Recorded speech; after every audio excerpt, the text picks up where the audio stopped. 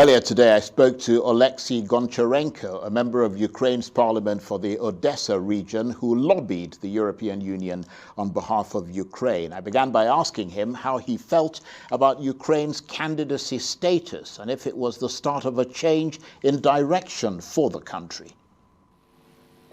Yes, that is a very big and historical moment, but I can't say that it is the moment of change of direction, because Ukraine choose the direction, it was in 2014, and from this time we were on this track and doing our best. And for me personally, I was fighting for all these years for Euro integration, and candidacy definitely is a very important step.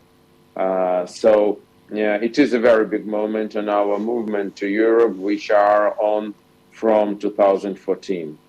And of course, there are lots of challenges to meet, though, such as institutional reform, economic stability, etc.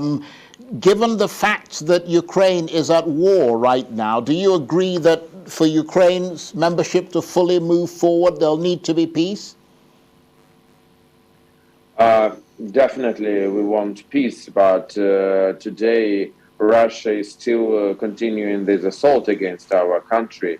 But speaking about European Union, it's also about the fact that we are now in the circle of friends, and that is also something about our security. We see that members of European Union, including those Baltic states, Lithuania, Latvia, Estonia, not big countries on the border with Russia, in which Russia is very much interested in, but they are safe, both because of their members of NATO and also because they are members of European Union. So for us, it's also the question of safety. Right. Also for us, it's the question and safety and security. But also for us, it's the question of reforms.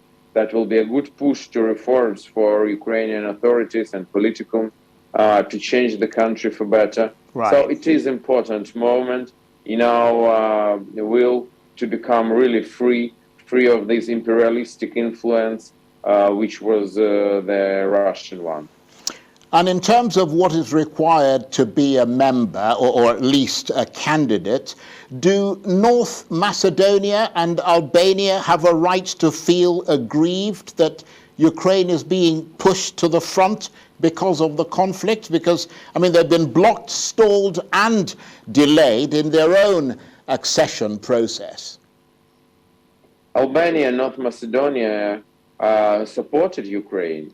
Their leaders publicly said that they support Ukraine to become a candidate, that they want to go together with us from candidacy to membership, and that is something important. And we have all support from them, and we appreciate this support. So in general, I can tell you, I believe that free world should unite. All free world and all nations, whatever the continent is, no matter. I mean, European Union is the way to unite countries on the European continent. But I believe that it is the time to unite all nations in the world which want to be part of free world with the democracy, with the rule of law and human rights respect. That is the crucial moment. Let's step away, let's move away from diplomacy for a minute and look at the conflict. After holding out, Ukrainian soldiers in the embattled city of Severodonetsk have now effectively withdrawn. So Ukraine has lost a major foothold in the eastern Luhansk region. What does this withdrawal tell us about the scale of Russia's advance?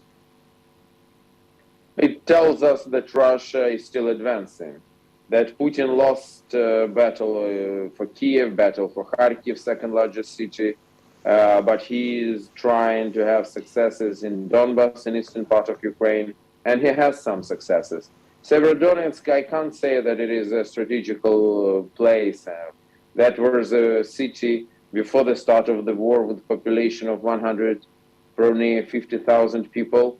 Now maybe 15,000 are in the city. So we can't say that it is very important. I mean, strategically a city, But yes, for Ukraine, every inch of our territory matters. So yes, Russia is still advancing. That's why all threat to the world is still on the place. That's why we so desperately need military support. That's why here in Parliamentary Assembly yesterday, I initiated, and there were debates about Black Sea blockade and its consequences for the world.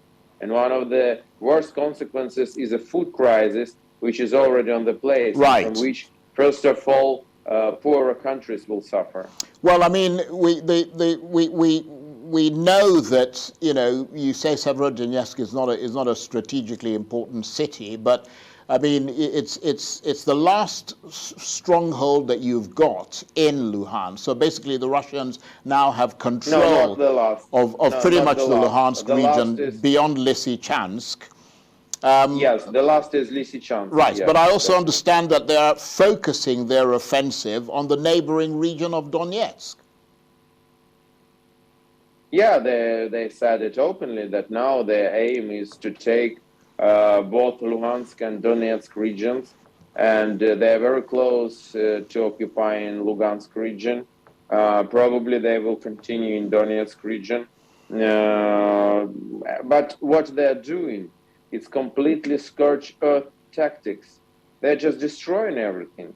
There is no more Severodonetsk. They just put it into rubbles, and now they doing it the same with Lysychansk.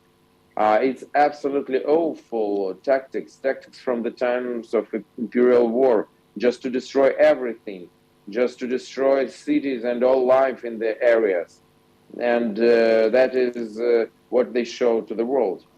Well, certainly in the midst of all that gloom, the morale booster that you got with your candidacy for the European Union, I think is a positive thing. Alexei Goncharenko, MP for Odessa, Thank you I want so to much. thank you very much indeed.